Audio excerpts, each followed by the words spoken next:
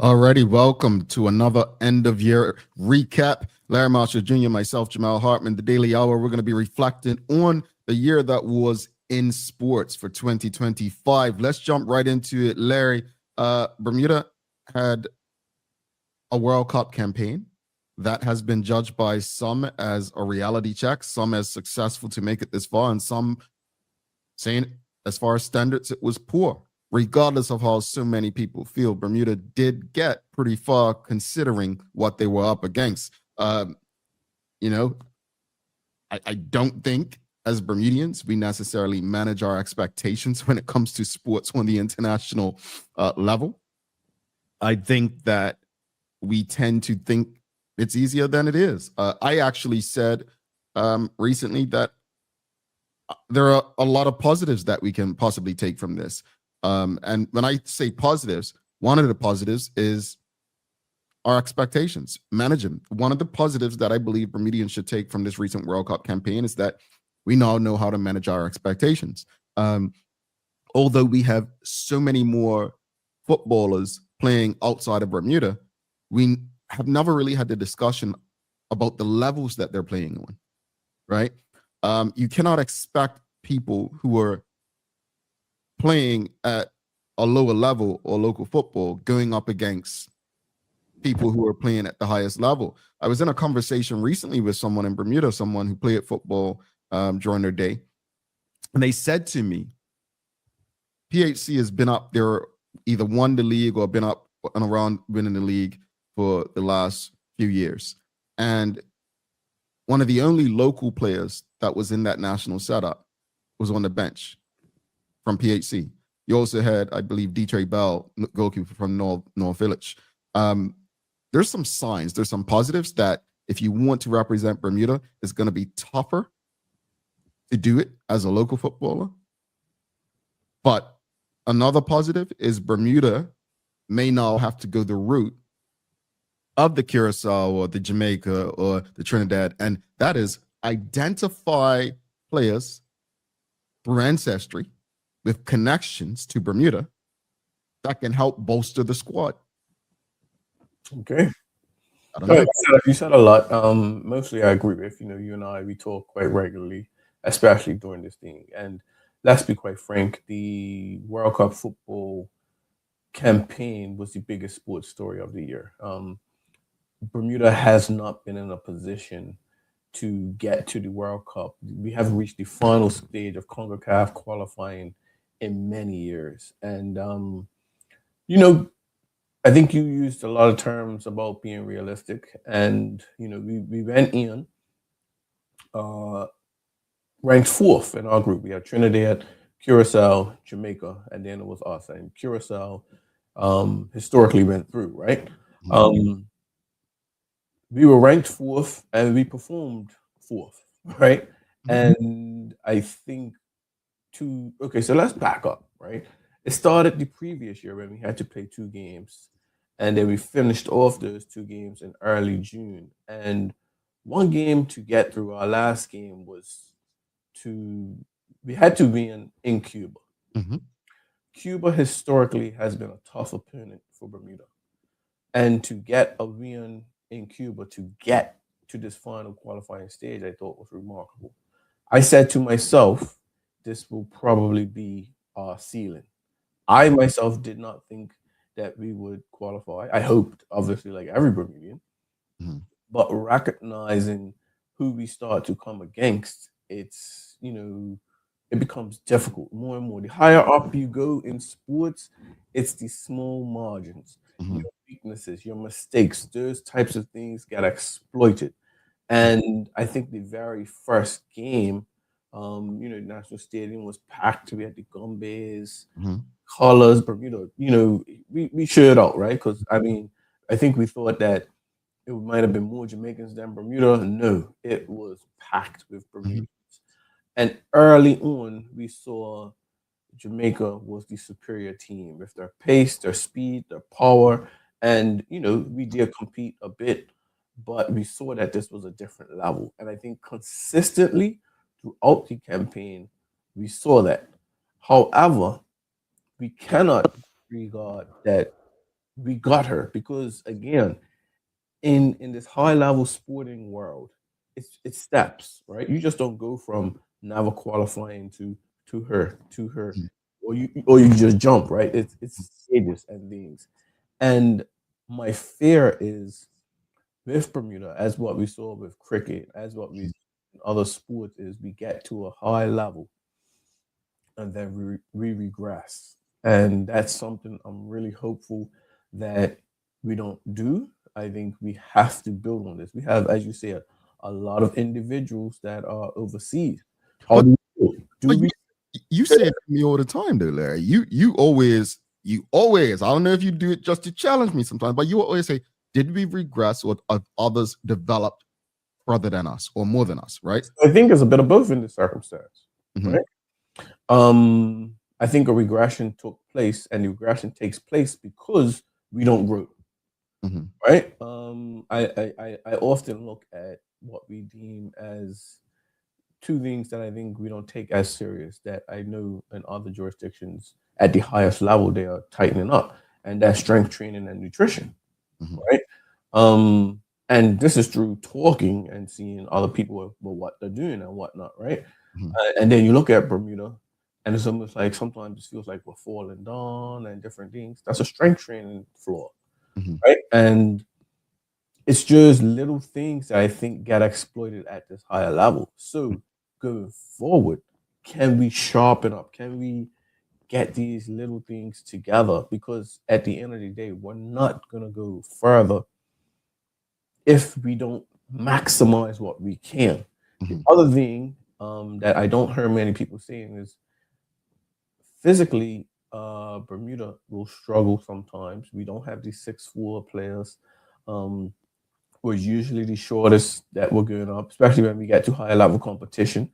We're not normally the fastest, and I think those things are, you can work on speed. I think at the younger age we don't get it right, but anyway, that's a totally different conversation. But I think our biology is holding us back. It's a sport where you need some size, right? You need some Hmm. physical characteristics, and a lot of the times we're the smaller man on the field. But how do we look? It's like that old thing when educators, and you've been an educator, used to lie to us. I don't know if they still lie to children, right? And when I say lie, you can be anything you want to be, or you can do anything you want to do. It's not true. And I think that's what creates the uh perception that we have in the general public. What do I mean by that? I'm 5'7". I was never going to be 6'2", 6'3". There are certain things I wanted to do, like playing the NBA. You know, my size wouldn't have helped that. There are very few, right? I was in an environment like many players, and who make it to the NBA, right? So there's certain things where we have to just be honest. I don't think that we're honest about that. What you just mentioned, the size. No, I know people could say, "Oh well, Lionel Messi and the Spanish teams were not that big," and they'll say that, but they also possess such skill that it was almost like freakish, right? So I just think it's really about everyone coming down to earth, Yeah. yeah, and knowing our ceiling, and knowing your ceiling doesn't mean you just give up, or accept defeat. You can still go out there and fight. You can still show up and do your best. But we have to understand the reality is that sometimes our best is not going to be enough. However, we learn from this, and going to the point is there are so many people who have left Bermuda, right? We have Bermudian children excelling around the world in different things. We have grandchildren of Bermudians, great grandchildren, right? No, we don't have to go that far for the player I'm about to mention, because you know this better than me. Let's look at it like college sports, Larry. One of the hardest jobs in sport from a coaching perspective to me used to be a college coach in the United States of America, because back then you had to convince them on so much without offering them some sort of payment per se. It was payment per se, but it was for educational purpose or camp, whatever. You can speak on that. My point is, Bermuda's coaches and federation or association needs, whether they have it or not right now, I don't know what level they have it on, because I know we've spoken about it with the president of the Bermuda Football Association, but we may need a serious sales committee, right? Because the name Nathan Trott keeps coming up. People saying, oh, he should have been in the team. He didn't want to, apparently, right? That's the word we got. That level of player, let's be honest, next to Nicky Wells, he's the only other player playing at a high level. And he changes the game, right? Yeah. And with respect to the keepers that we have now, we're watching. I watched Nathan Trott the other day against Chelsea pull off some amazing saves. But look at what I said. He was playing against Chelsea, right? So for us to miss that type of player, we can't afford it. No, for whatever reason, he's chosen not to make himself available for Bermuda.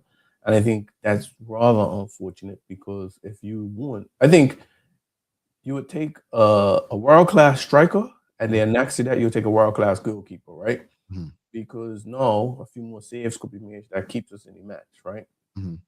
We often struggle with that talent, right? Mm-hmm. And to your point, right, going past the Nathan Trott, if we don't get that ancestry and do it like how everyone else is doing it, Curacao would not be playing in the World Cup had they not went and going to Holland, or sorry, the Netherlands, and brought those players back. So it's almost like we're what they call a welterweight fighting against a heavyweight. You know what I mean? And we see the same thing in cricket. We'll touch on cricket later. But I think it's probably worse in cricket than it is in football. But both of these situations, even track and field, it happens. We're seeing that ancestry is carrying these countries, and it's carrying them because they're able to get people who are professional or just finished being professional, and they're able to benefit, and it works. The other thing that we haven't talked about is with respect to the coaches. You look at the coaches that these teams had in the final group. Yep. Steve McLaren, he's won the Dutch league. He's won a Champions League as an assistant coach or a first team coach at Manchester United. He has led numerous Premier League clubs. You're talking about Dick Advocate, coached some of the biggest clubs in the world, including Chelsea. Over in Russia, he's coached throughout Europe. I mean, we didn't have these conversations. Like York, right? Like York. Another one, sorry, at Trinidad. So I remember mentioning that, and I want you to finish your point on that. But it's not just about the players on the field, I think, is where we're going with this. Yeah. The structure. And this is not a criticism of the current structure. It's not, because I don't necessarily know what it is from the outside. What I will say is we kind of know what some of the structures are, or what's the results of the structure, I should say, in other jurisdictions. To finish my point, right? I was fortunate enough to be based in Raleigh, North Carolina, around world-class athletes, many within the sprints, jumps, and hurdles, right? And of course, me being in that environment, I improved rapidly. my thought process was different. They had tracks for different people to go different ways. And then I came back to Bermuda. Mhm. And I was out resourced. I wasn't in the same environment. It's those types of things. So when we're talking about the coaching, we're talking about paying to get ancestry, right? Because some of these guys are getting paid. Let's keep it real. It's almost like, well, we have an abundance of resources, Mhm. but when it comes to sports, we really don't have those resources. And so we're being, it's like what the poker player, and we got a little bit of chips. We're Mhm. coming trying to play at the big boy table, and all they're doing is gonna say, okay, well, we're gonna put all our money in, and yellow, we're gonna take everything real fast from you. Mhm. So I don't know if it's a right answer or wrong answer, or what the fix is, other than we have to control our controllables, and what we can do in Bermuda, we must improve. Mhm. But other than spending the resources to try and entice to get people with that ancestry link, really paying for a top coach to probably overhaul other stuff, and having the resources to send more people over abroad, right? Because let's look at that abroad situation, Jamal. If you're an individual who doesn't necessarily have the means, or your family don't have the means to go abroad, you're waiting till possibly 18 to take a trip to possibly go to the US college type of thing. When Mhm. we're talking about that highest of level, Mhm. it's probably too late. It's great. Don't get me wrong. The U.S. collegiate system Mhm. is a great avenue, and I'm not saying that people shouldn't pursue that, because at the end of the day, most of us aren't going to be professional, and we need our Mhm. education. But when we are talking about going to the World Cup, the top 36 teams, Mhm. we need top resources and top talent. Yeah.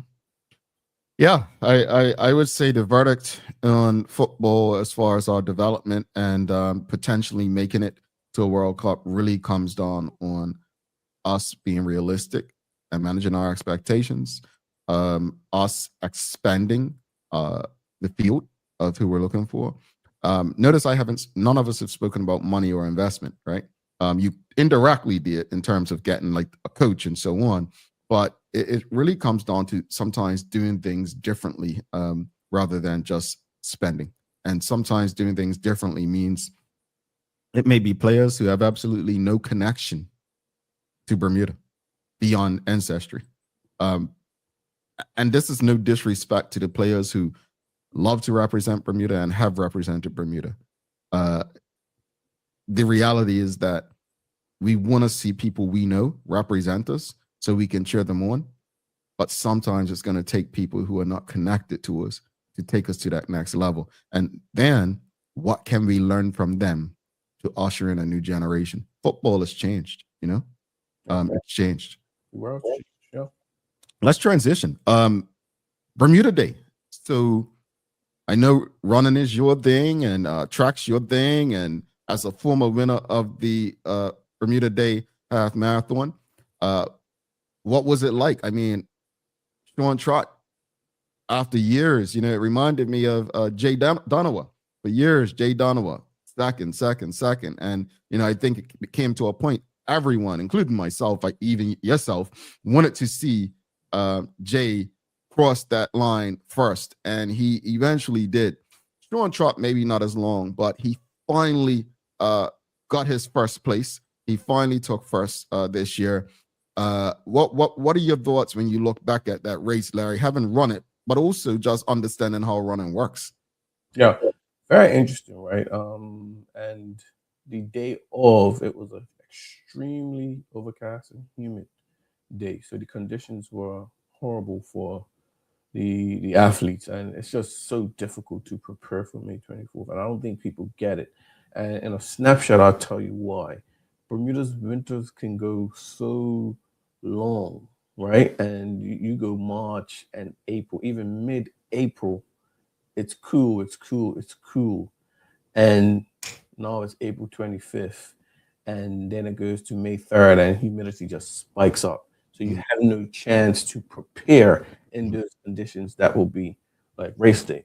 But that said, I was actually out on the course. My brother was running, and the family was following that, and it was a breakaway early between Sean Trott and Brian Otterbridge, Mhm. and I was watching it. I didn't think that it could be happening so soon. I was surprised, right? Um, but it just gradually grew and on towards the Devonshire area, Hermitage Road area. It had a lead of about 50 seconds on Lamont, and I was like, well, I didn't think that he would pull that back, so I knew the winner would come from those two. Um, I wasn't so sure that it would be Sean. I would say, but I was skeptical because Ryan had his collegiate season, right?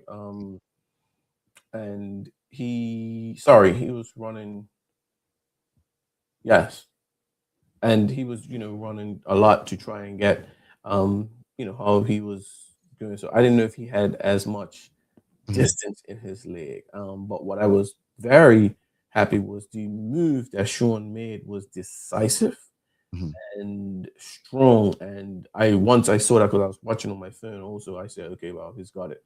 And Sean's first May 24th was actually the year I won. Mhm. So he was one of the young up and coming runners. Mhm. And he's dug it out. He gives back to the sport a lot. He's always positive. So it was good to see him get one and the way how he did it. It was a move with about 4 miles out, and he just put the pedal to the metal, and Mhm. that's the type of running I like to see. Mhm. And kudos to him. I see him now. What's up, champ? I call him Mhm. champ because at the end of the day, you win May 24th, people call you champ for the year until it ain't your turn no more. Yeah. Yeah. When you look at it, though, I mean, I'm not close to the running community in Bermuda. Many people, to them, Bermuda Day Half Marathon is the highlight for them, despite having the um, race weekend in January. It seems to be the highlight. We had some controversy a couple years ago with runner Dennis, I believe his name Yes. was, who will be looks like returning to the race next year as a resident again.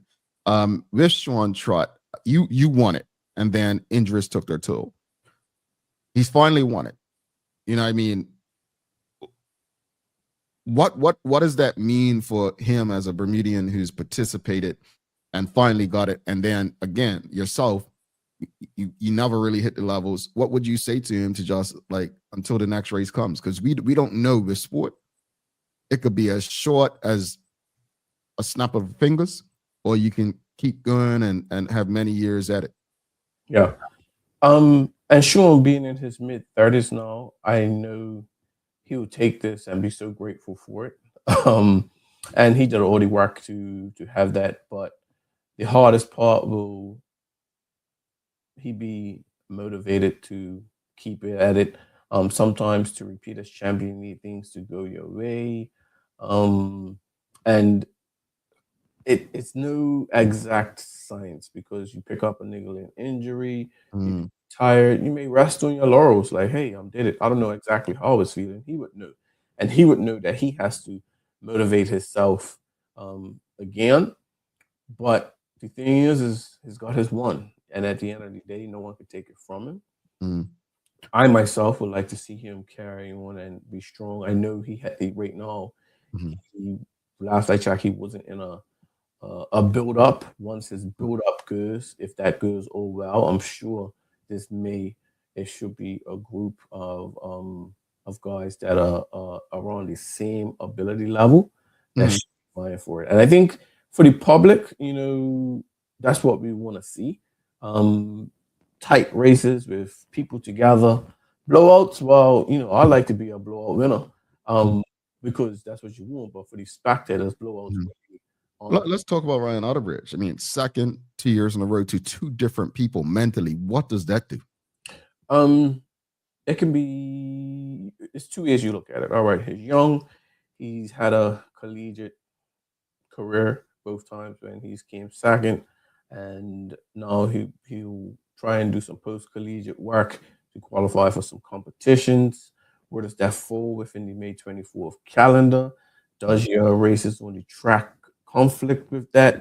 Mhm. Those things become difficult because then you're again that high level. Time's not on your side, right? He's about 23, 24. You want to give it to about say 28-ish, and at that very high level.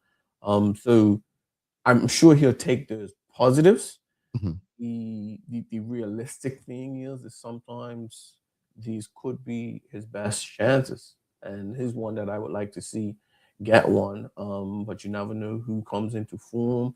You may get a dominant person like a Kevin Smith or Chris S. Warnock, and oh yeah, man, the seconds seem like so long ago. Right. So while he has came second and close seconds, I'm sure he'll be saying, I need my time. I need my Mhm. time. So I'll be interested to see what his focus will be as far as what he does on the track and how, if the May 24th calendar fits into his, or the May 24th event or Mhm. Bermuda event. Well, I get stuck on that. Mhm.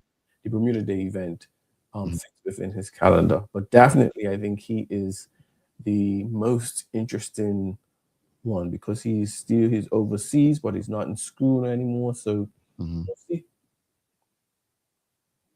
Let's transition to cricket. Um, Cricket's had some highs and lows this year.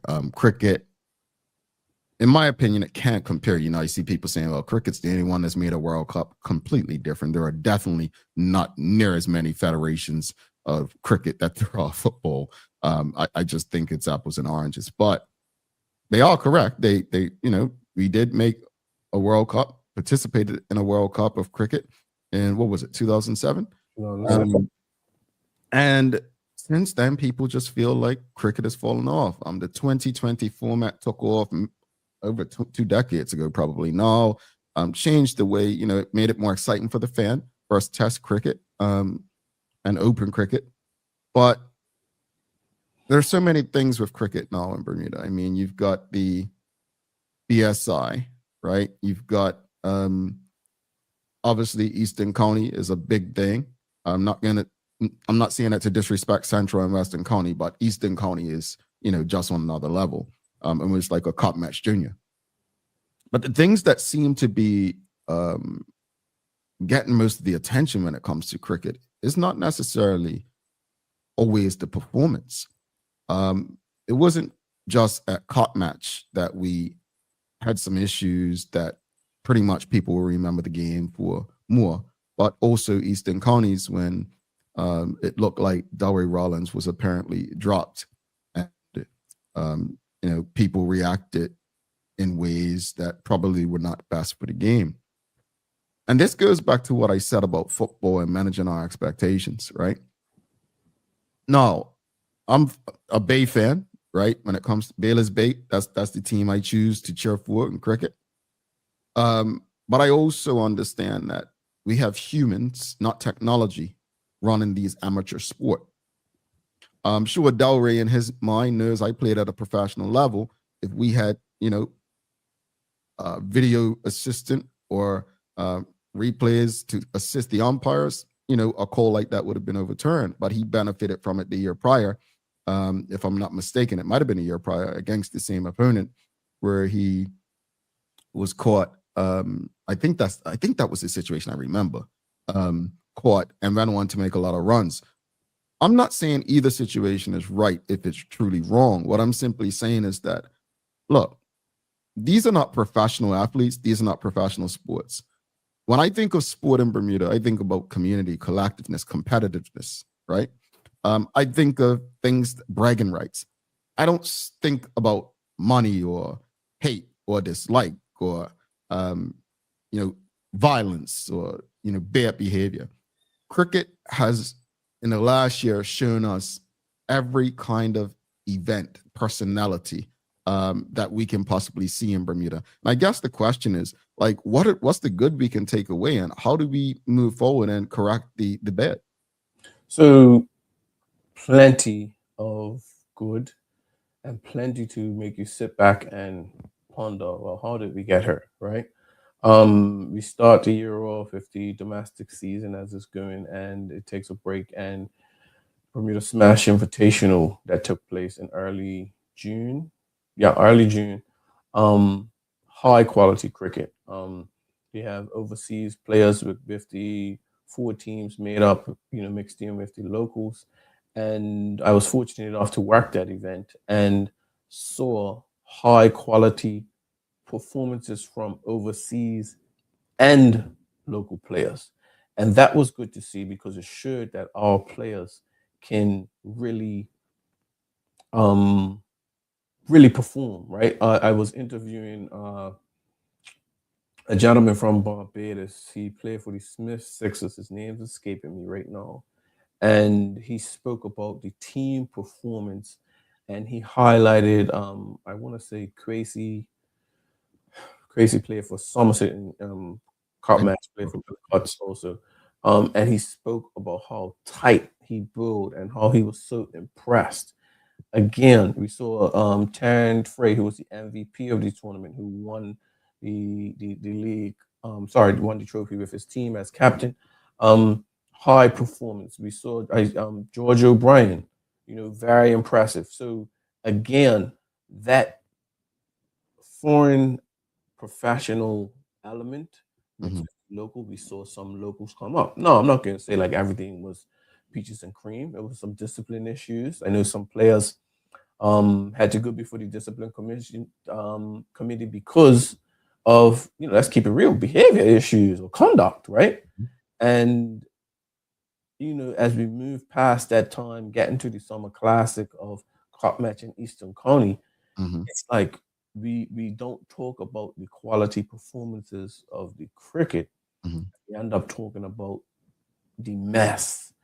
And for me, it just isn't helpful, right? Because how does it help? Because at the end of the day, we can talk about what we do locally, but the national team goes to Canada and doesn't qualify, took some heavy losses, right? The under 19s, right after cup match, have a bit of momentum with some of their players in the cup match team, and they take some heavy losses. Mhm. So what we are doing as far as the mess and the conduct, it's not like it helps, right? Um, no, there's other things that contribute to that also. But I just feel like if the board don't or the powers that be don't get together and really sort these things out, Mhm. because you can keep saying it, saying it, saying it, and these types of incidents keep coming back up, Mhm. eventually it's going to be worse. And we're seeing worst case scenario. Bermuda's made Cricket Info and ESPN Cricket because of an event that kind of really just had an ugly look to it, right? Um, and I don't think we've learned. So you often talk about us having these events but not learning.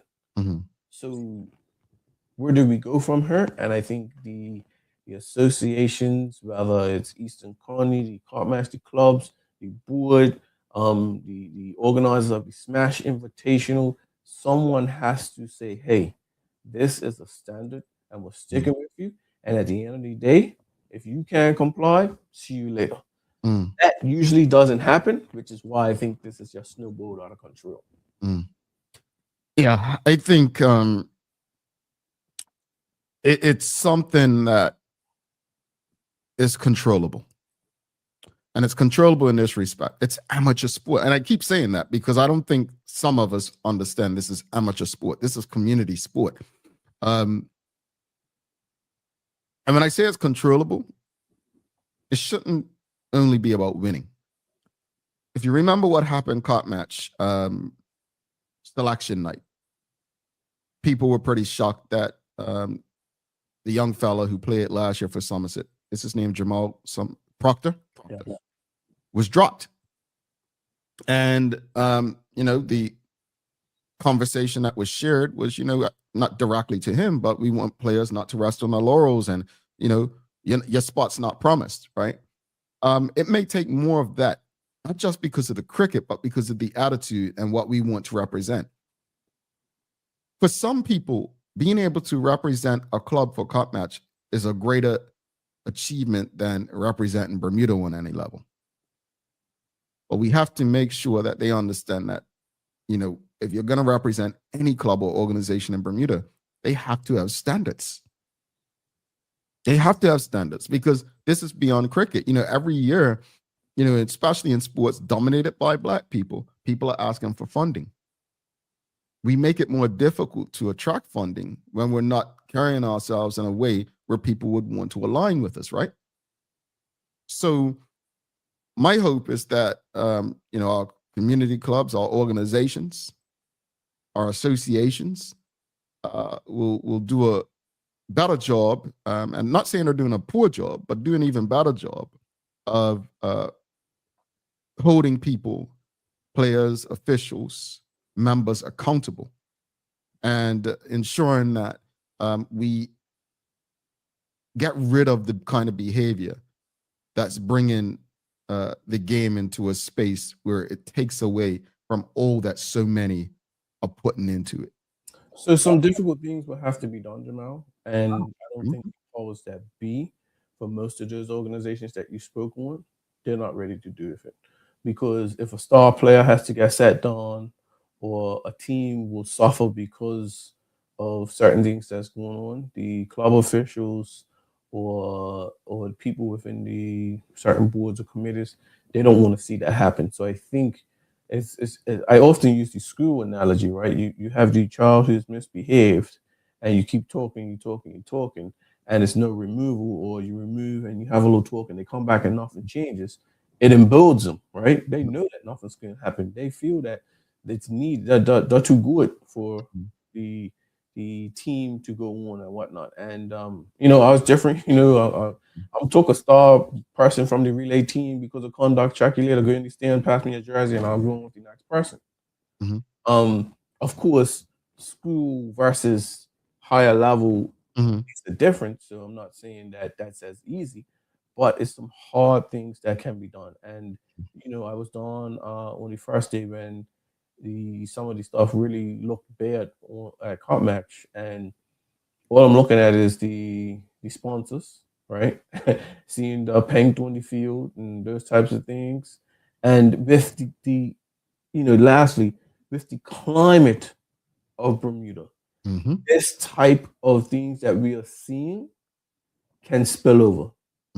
And that type of stuff, what I saw, I'm watching some of the fans get involved come Cup Match, a fan on the field shouting back, going towards umpires, and I'm saying nothing is being done. And I'm saying, well, who? I don't know who or how you necessarily do it, but I know me, I didn't like. My son was at that game that time, and I started seeing that stuff. Let me go downstairs, get him, keep him close, so we can get ready to go. Because I did not like the atmosphere, the vibe, and whatnot. People say, "Oh, well, yeah, overdoing it," and this. It's so easy where you could see things spilling over and out of control. And then we're really talking about we're going to struggle with funding and sponsorship. Well, while we're talking about funding and sponsorship, let's get into track and field, because we still have so many people who are hoping to make the Olympics and various things. But we had young Sakari Famous on the Daily Hour earlier this year, in 2025, and funding came up, and we've spoken about funding for ages when it comes to track. Can Bermuda, and this is no disrespect to Dane Floyd Duffy nor Clarence Hill, but can Bermuda really, in this time, will we see more medalists if our athletes are unable to get local funding? Because it almost seems like some people are saying, oh, well, you have to come from money to make it in this space now, right? Kind of like how people see the soccer mom phenomenon in the United States. Like, they've taken what used to be a sport where people made it out, like you look at the Brazilian teams, they kick with rocks, to this middle to upper class sport, right? Is it going to be those who make it in track and field, or make it to the Olympics? Are they going to have to come from money to make it, or like, how do we get to that point where funding to actually get to a level and be able to compete and stay? I mean, when they break down the cost of stuff, I'm like, my word. Yeah. And we'll go further and use Olympic sports and not just specific to track and field. And contrary to, or I wouldn't say contrary, many Bermudians don't know funding is an issue worldwide, right? Mhm. For athletes, especially Olympic sport athletes. So it's not unique to Bermuda. Mhm. I think what makes Bermuda unique in this situation, though, is the amount of, I want to say, the amount of corporate money and corporate sponsorship that's possibly available, Mhm. and seeing what some of the athletes have to kind of endure. And Mhm. I think sometimes this corporate sponsorship may look like, well, we have to do this, we check off these boxes to do this and whatnot. And look, that's the money, they want to give it how they want. Um, Mhm. but without, to your initial point, Jamal, or question, to get to this next level, with the way how some people are funding, if they don't have the backing of the parents, or a donor, Mhm. be anonymous or not, they're just not going to make it. We have athletes struggling for insurance, right? Mhm. Um, Athletes are cutting recovery needs. Recovery techniques have gone, they've increased, right? They've gotten better, but they cost. And people are still trying to do things the old way because they just can't afford it and whatnot. And at the end of the day, we're expecting again top level, high quality performances. Mhm. So again, I think it's going to take a special level of planning to get the funding right. I know they within the government is elite athlete, but I actually think with these athletes, it needs to be a private and government partnership. Mhm. Um, I know the national sport and governing bodies do get involved, and any donation usually goes through them. Mhm. Some of them probably will have to pull up dust socks and become more innovative to try and figure a way to get that, because we heard these stories and they come back, and it's causing stress. And when we want high level performance, one of the biggest hindrances that will be out there is stress. Mhm. And it's just difficult. I actually think we probably will have less and less athletes going that way. They'll probably just try and go through that collegiate avenue, and once they finish college, then Mhm. that'll be it. But if things don't change, I don't see where we'll be really having many Olympic sport athletes compete at that high level, which is unfortunate because I think the spirit of the Olympics really, or the sport really wants an inclusive crop. Mhm. But we're just going to start getting, the top nations more and more. Something you didn't mention, I thought you was going to say just now when you say it's not a Bermuda problem, is the amount of countries that are offering athletes switch of allegiance. And the last big one I remember for Bermuda that was major was Troy Douglas switching to the Netherlands. Um, do you think Bermuda may lose athletes due to that, or you don't, at this time we probably don't have anyone on a level that might be able to, bring medals to other jurisdictions? If it was, we probably don't, but if we would, I definitely would consider that, because I saw an athlete just this week went from Jamaica to another country. I can't recall the country. So it's happening. It definitely is happening. And Mhm. at the end of the day, the athlete has to do what's best for them. And Mhm. we would love to see him in Bermuda colors, but if another country is able Mhm. provide the resources and help them get to the maximum level they can get to, then they have to really consider it. So yes, I think definitely people can be lost, um, but we have to go there. And then it's the other issue, overwhelming, arching issue of development, system that we kind of need to tighten up on. Uh, Mhm. we're doing some things right, but I definitely think we can get things better as far as organization and youth athlete development as a whole. We're so performance driven at such a young age. Mhm. And we want that performance at 18, 20, but not necessarily seeing it. So we have to really revamp or have a rethink. Which isn't easy because we're talking about many people, many organizations, many sport and governing bodies, who are all fighting for the same sponsors to get the funding. Some Mhm. feel like they get it easier, so it's a Mhm. battle between a sailing versus a football versus a Mhm. football against everything. We hear the arguments and Yeah. stuff like Yeah. that. But I think at the end of the day, if we get the frameworks right at the core, Mhm. we can build, we can do, and now we can go and say, hey, this is our plan, this is what we need, how can we get it? And then we have a funding team. Mhm. You would know, we definitely working in sales. I think the one of the major issues is a lot of these people are or athletes or organizations are trying to get funding the old way, like how they've always did it. Mhm. No, you need a business plan, Mhm. a step by step what we're gonna do. How can I will do this for you in return, and those sorts of things. So I think a more professional way of looking to get funding rather than just going to the newspaper or Mhm. on social media saying I need funding. Yeah. That's not gonna work. Yeah. Indeed. Let's transition. Island games. We have Rift games, we have Pan American games. The island games seems to be where Bermudians have good success, right?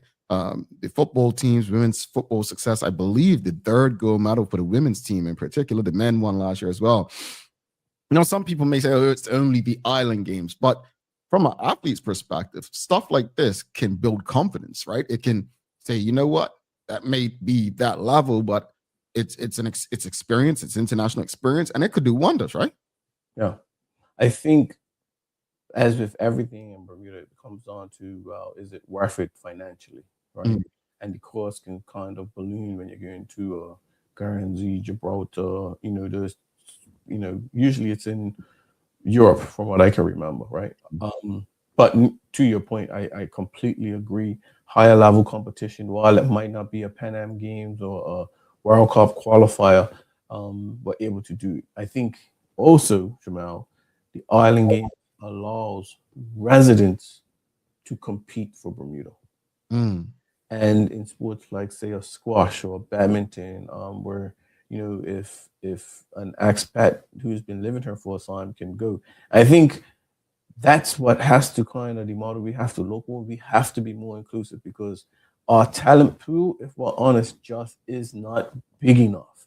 And most people who argue with me with this, I can tell they are, and no disrespect, that they're usually the ceiling has been locally, Mhm. because I can go to a small county in North Carolina that will have a ton of talent in it. Right? We can just use what they call the area codes, Jamal, Mhm. and get thousands of children or young adults Yeah. that's extremely talented. So we Mhm. have to get past that. And I think somewhere like the Island Games should be a staple in our calendar. I would like to see more targeted towards it, where it's like, you know what, we're gonna go here and we're gonna dominate in every way Right. because we're actually planning for it. And Mhm. then that can build to the next level. Because if we're not building, Mhm. then I'm against the Island Games. Yeah. Yeah, I agree with you. Yeah, I try to get people to think similarly in terms of, yes, Bermuda's a country, right? It's a territory, but it's a small town, right? And I hate to hear it, Larry. I too hate to hear that we just don't have the depth in talent pool. I hate to hear it, but that's the reality. Just because I hate to hear it doesn't mean that's not our reality, right? So, um, yeah, I agree. If it's worth it, if you believe it's something that we can use to build and get to a space where we're competitive on the next level, and uh, let's invest. Let's keep investing. Let's make it happen. But not just for the sake of ego. And when I say ego, um, former Manchester United manager Ole Gunnar Solskjaer used to say, sometimes trophies are just about ego, meaning, playing your strongest team in a cup final when the whole time you're playing the youngsters. It's really about the coach and his ego and the trophy, knowing that the team's not developing to win the major trophies, right? Exactly. So I think that's your point. Wrapping it up, again, reflected on 2025. For 2026, I mean, it's going to be a big sports year, not just locally, but it's a World Cup year. You've got the Winter Olympics. I'm not even sure if Bermuda has any participants in that. But it's going to be a year where Bermudians will be watching a lot of sport on TV, right? We've still got Bermudians coaching and performing internationally. Bermuda Day, again, Sean Trott won his first race last year, right? The change. Yeah, they've changed the finish line back to a new sponsor. Yep, a new sponsor. Yep, a lot. I mean, Cup Match is back up Somerset. We have the President St. George's, Neil Painter, has returned. What does that mean going forward for the team on the field? If anything, Richard Scott was reelected up Somerset. Due to what happened in Cup Match this year, what changes will be made to ensure that these things don't happen? But a lot. I mean, what you looking forward to? Well, whenever it's a World Cup year for football, we really World Cup and Olympics, we really pay attention. Bermuda, we will be able to, at least have a look at Curacao, who we played twice, and see what they can do, and you can actually match up. If Curacao does well, you know what? Us getting beaten 4-0 by them, and they got a 1-1 draw, we may take games. Locally, I think what I would really like to see, Jamel, is for everyone to talk together to make things just work as far as organizations. I think we often talk about the logistical things, but that has to get better in Bermuda, where the scheduling, we have events conflicting with things. So we're fighting for many different, the resources are limited, and we have to maximize them at every different, whenever we can. But splitting them, it just hurts sport overall. And I think that's from the juniors all the way up to the seniors. I don't know how that happens, but I think that's my wish for 2026. And then lastly, every athlete, I wish health. I don't want to see no injuries or anything, because at the end of the day, if you're on the sideline, you can't perform. I think I agree with you. I think my hope for sport in Bermuda is that it does more to bring us together. There was a time when, it was argued whether it was used to distract us or bring us together. And maybe it was a combination of both. But I'd love to see local sport bring us together in ways like we saw that first game against Jamaica. A lot of people who attended that game weren't necessarily football fans, but they wanted to support the Bermuda team. Something you said earlier. We know Jamaicans show up for their team, country. Again, you probably never meet a group of people who have more pride than Jamaicans. So Bermudians wanted to show up. I want to see us show up like that, starting with race weekend, Front Street Mile, right through to the end of the year. I know things happen where we don't like to necessarily support some local sports, but collectively, we have a role to play in terms of how people behave on the local scene. And I think that if we begin to hold people accountable, including ourselves, we'll see better results, not just in terms of the what happens for the game or sport, but in terms of what happens for the people who are involved. So I'm hopeful that 2026 can be a year where we can enjoy watching the World Cup. And instead of saying, what if? Look at it and say, I can't wait for us to be there the next time around. I wish every athlete the same as you, a healthy and prosperous calendar year. And may they all compete at the levels that are going to get them to where they want to be. All right, folks. Well, that is your 2025 sports recap. Daily Hour, Larry Marshall Jr., myself, Jamel Hardtman. And as we said, for the sports and the athletes, we absolutely wish every last one of you the very best in this new calendar year, 2026. Hopefully, you've enjoyed us. Make sure you give us a like, love, follow, share the link with your friends, your family, your colleagues. Until we are back live, please, please, please do make it a safe and loving time, whatever you choose to do. We'll see you in the new calendar year. All right. We are out. Peace.